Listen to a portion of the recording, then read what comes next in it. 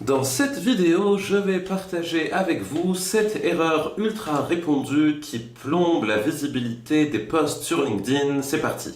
Si vous ne me connaissez pas, moi c'est Nassim. La mission de mon entreprise est d'accompagner les professionnels à avoir plus de visibilité et d'opportunités grâce à LinkedIn. Ça fait 4 ans que c'est l'unique spécialisation de mon entreprise. On est à la fois une agence digitale et un organisme de formation, mais tout ça c'est pas spécialement intéressant si ce n'est que ça vous dit que ce qui va suivre dans cette vidéo, ça s'appuie sur beaucoup de formations, beaucoup de coaching, beaucoup d'accompagnement qu'on a réalisé ces 4 dernières années. Le sujet de la visibilité est un sujet crucial sur LinkedIn pour une raison toute simple. Si on ne vous voit pas, on ne pense pas à vous. C'est aussi bête que ça et forcément, on doit publier sur LinkedIn pour pouvoir exister aux yeux de notre réseau, pour donner envie à des prospects potentiels de passer à l'action, de nous contacter, de prendre rendez-vous. Petite parenthèse, ça ne se passe pas exactement de cette manière sur LinkedIn. Il faut d'autres actions pour créer de l'interaction avec ses prospects, mais on va rester sur le schéma le plus simple, le plus connu. On publie, on pense à nous, on nous appelle. J'aime bien dire que ces appels spontanés que l'on reçoit, c'est la cerise sur le gâteau. Ce n'est pas le gâteau, donc voilà, je ne vais pas creuser toute la partie liée à la prospection sur LinkedIn. On va se concentrer sur la visibilité des publications et des erreurs qui plombent cette visibilité. C'est important aussi parce que si on est visible, on pense à nous. Si on est visible de la bonne manière, on pense à nous de la bonne manière.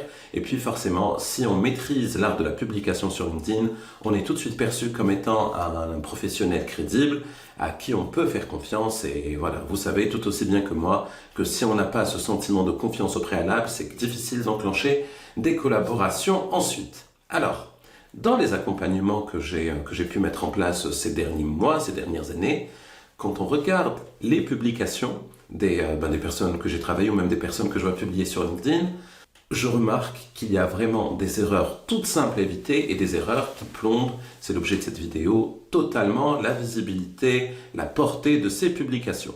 Je vais donc les partager avec vous pour que vous puissiez les éviter, pour que vous puissiez très facilement acquérir les bons réflexes quand il s'agira de publier sur LinkedIn.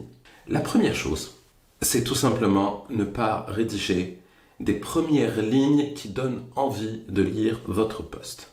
Beaucoup de personnes rédigent un post, le diffusent et ne se posent pas la question en se disant « mais est-ce que mes premières lignes vont donner envie à la personne qui va croiser cette publication de lire la suite ?» Faites l'exercice, allez regarder sur LinkedIn, sur votre fil d'actualité, regardez tous les posts que vous voyez. La majorité, alors c'est du texte qui était collé au moment de publier ou rédigé directement, là n'est pas le souci, mais on voit qu'il n'y a pas eu cette réflexion en amont. Où est-ce que va s'arrêter mon texte pour qu'on puisse lire la suite ensuite?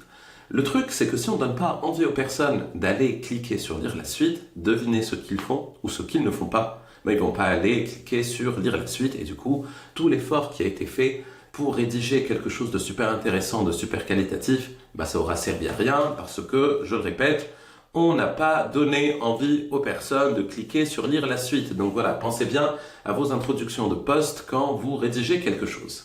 Deuxième erreur fréquente, c'est les images que l'on utilise pour illustrer des publications. Je vois encore beaucoup de personnes s'appuyer sur des images Google. Je vais vous donner un exemple pour que vous puissiez voir à quoi est-ce que je fais référence. C'est par exemple le coach qui accompagne des dirigeants d'entreprise ou des managers et qui va prendre l'image qu'on va trouver sur Google quand on tape management ou coach ou manager. C'est la photo corporate de quelqu'un avec une posture managériale dans une salle de réunion avec d'autres personnes. Le souci avec ces images, c'est qu'on les a vues plein de fois. Elles n'interpellent pas, elles ne donnent pas envie de s'arrêter pour parcourir la publication. Et devinez ce qui se passe quand on ne donne pas envie de s'arrêter pour parcourir une publication. Vous avez la réponse, on ne parcourt pas la publication. Voilà, soignez bien les images et n'allez pas aussi sur l'autre extrême, à savoir une grosse utilisation de ChatGPT et autres outils d'intelligence artificielle pour créer des images. En tout cas, n'en abusez pas. Parce que quand on abuse de certains styles de publication, là aussi, on impacte moins, on attire moins l'attention. Avant de partager l'erreur numéro 3, je vous invite à vous abonner à la chaîne parce que si ce contenu vous plaît, si vous m'écoutez au moment où je suis en train de prononcer ces mots, c'est que vous trouvez, j'espère, un peu d'utilité à ce que je partage, et forcément sur cette chaîne YouTube, vous allez trouver beaucoup de contenu qui existe déjà et du contenu que je vais diffuser. Donc voilà, c'est un clic, c'est important pour la chaîne, et donc on s'abonne. Voilà.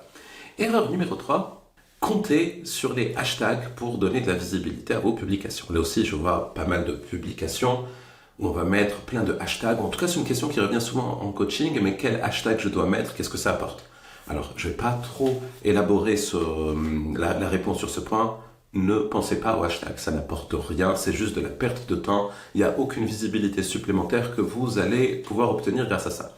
Les hashtags, ça avait peut-être la cote il y a quelques années. C'est peut-être encore intéressant sur d'autres réseaux sociaux, j'en sais rien, c'est pas mon domaine d'expertise. Sur LinkedIn, ne vous concentrez pas sur les hashtags. Ne vous concentrez pas non plus sur les heures de publication. J'en ai fait une vidéo. On vous mettra le lien au-dessus ou en dessous. Enfin voilà, vous trouverez où cliquer pour voir la vidéo qui traite de ce sujet.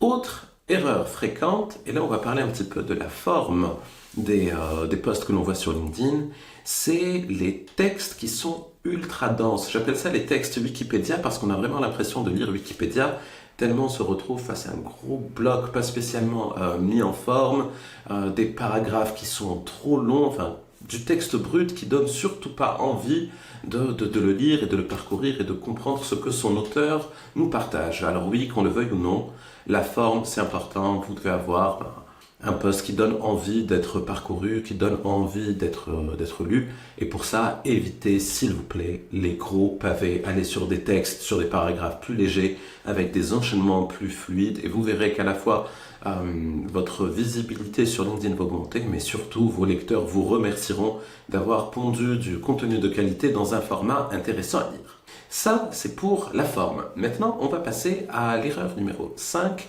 et on va parler beaucoup plus du fond. Ce qui parfois dérange énormément sur LinkedIn, c'est les postures qu'adoptent certains professionnels. La posture du sachant, dans la majorité des cas, ne fonctionne pas. Alors c'est quoi la posture du sachant? C'est le post où on va immédiatement s'adresser à son audience comme si on était dans un amphithéâtre et que tout le monde nous écoutait en prenant des notes. Il y a 4 règles à suivre pour avoir un maximum de visibilité sur LinkedIn. Numéro 1, numéro 2, numéro 3, numéro 4. Mais ça marche avec tout. 5 principes à appliquer impérativement pour avoir une meilleure gestion du temps. En fait, ce ton professoral n'a pas sa place sur LinkedIn. Ou du moins, ça ne permet pas de créer une vraie connexion avec les personnes. Ça ne donne pas envie d'être lu. On va sur LinkedIn quelque part pour se détendre. Alors pour apprendre peut-être, oui, parce qu'il y a des professionnels qui partagent des choses intéressantes, mais on ne veut pas se retrouver prisonnier dans un amphithéâtre où on a le professeur face à nous qui nous explique des choses parfois venues de nulle part. On nous donne des règles, on nous donne des principes, on nous donne des stratégies, mais il n'y a pas de lien, il n'y a pas de contexte, il n'y a pas de... Voilà, il y a quelque chose qui manque et se positionner en donneur de leçons, c'est une très mauvaise chose à faire sur LinkedIn. Erreur numéro 6, faire beaucoup trop d'auto-promotion. Alors, la promotion, vous savez ce que c'est. L'autopromotion, vous devinez facilement ce que c'est. Mais en faire trop sur LinkedIn, c'est quoi? Vous croisez peut-être des publications où on a l'impression que la personne qui a diffusé le post considère LinkedIn comme un journal où elle a placé une annonce publicitaire. Et nous faisons, et nous proposons, et nous avons accompagné, et ceci, et cela. Mais faire ça une fois de temps en temps, pourquoi pas? Quoique c'est peut-être, il y aurait des choses à redire, mais faire ça systématiquement. Voici le témoignage que nous avons reçu, voici les prix de notre accompagnement, voici l'histoire de notre entreprise, voilà, c'est que de l'autopromotion. Le problème, c'est que quand on rédige des publications de cette manière, ça n'intéresse personne, mais vraiment personne. Qui a envie spontanément d'aller lire ou d'aller regarder de la pub à la télé? Personne. Par contre, si c'est fait subtilement, comme la publicité qui intervient au milieu d'un programme. Là, ça passe. Là, on est au milieu de quelque chose, on comprend qu'il y a une publicité, on écoute la publicité, on attend que la série, que le film que l'on regarde reprenne. Et voilà, ça passe beaucoup mieux. Par contre, je connais très peu de personnes, enfin vous me donnerez votre avis dans les commentaires si vous connaissez des personnes qui vont, par exemple, au cinéma, juste pour regarder les bandes annonces au début, et puis voilà, on a vu les publicités, la suite, le film ne nous intéresse pas, et on ressort juste après les publicités. Donc voilà, s'il vous plaît, évitez ça sur LinkedIn, évitez aussi les appels à l'action répétés à la fin de chaque post. Voilà, je suis Nassim, j'accompagne les professionnels à avoir plus de visibilité sur LinkedIn. Si toi aussi tu me découvres grâce à ce post, on en discute en messagerie ou active la cloche, ou, bref. Si on fait ça trop souvent, ça donne juste l'impression qu'on cherche un peu trop à avoir de visibilité et que quelque part on manque de clients. Or il se trouve qu'on n'a pas envie de travailler avec des personnes qui n'ont pas suffisamment de clients. Voilà. Je ferai une autre vidéo sur ça tellement ce sujet est important et ce sujet quelque part me révolte.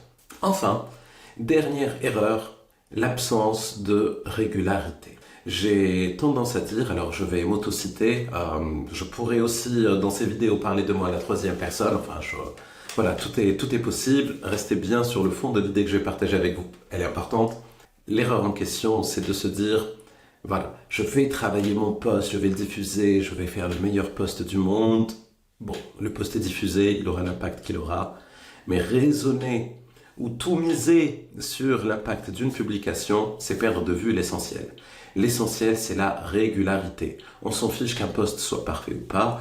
On apprend toujours en rédigeant des publications. Il y a un effet d'apprentissage qui est incroyable quand on décide d'être régulier, mais surtout la régularité va vous permettre d'être constamment dans l'esprit des personnes qui composent votre réseau, ou du moins pour être précis, des personnes à qui l'algorithme LinkedIn a choisi de montrer vos publications.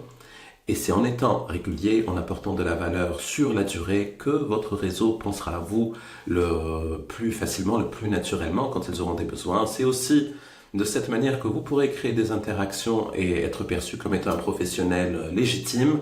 Voilà, c'est vraiment la prime à la régularité sur LinkedIn, pas l'impact d'une publication. D'ailleurs, n'analysez pas vos nombres d'impressions sur les publications, ça sert à rien. Par contre, analysez votre nombre d'impressions sur 3 mois, sur 6 mois, sur 1 an. Cet indicateur est intéressant. Ne voyez pas court terme, pensez long terme. Je trouve que cette conclusion de vidéo est vraiment pas mal, donc ne raisonnez pas à court terme, pensez long terme. Je ne trouverai pas un meilleur mot de la fin, si ce n'est, pour la deuxième fois, abonnez-vous à la chaîne si ce n'est pas encore fait. Jetez un coup d'œil au bas de la vidéo aux ressources que j'ai partagées qui vont vous aider à avoir encore plus de résultats sur LinkedIn. Ce sera tout pour aujourd'hui. Je vous souhaite une belle journée. Allez parcourir les autres vidéos et à très bientôt pour de nouvelles aventures.